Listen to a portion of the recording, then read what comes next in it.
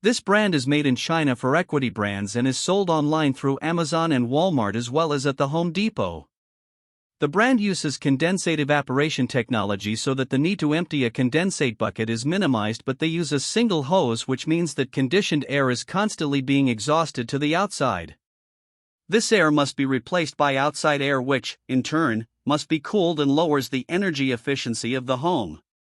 They have electronic controls with timer and sleep modes for energy savings, but they only use standard washable filters which do not do much to improve the air quality of the room.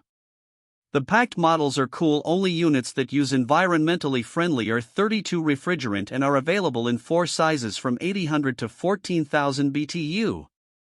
They are relatively quiet in operation with a sound level that is roughly equivalent to the hum from a refrigerator. The BPACT white models provide heat as well as cooling and are available in either 12 or 14,000 BTU capacities, but they are noisier with a sound level of 54 decibels. The brand is backed by a decent warranty that includes 5 years on the compressor, which is the heart of any air conditioner. This brand receives an overall 3-star budget pick rating from HvacRepairGuy. Please share your experiences with this brand in the comments section of the HvacRepairGuy YouTube channel.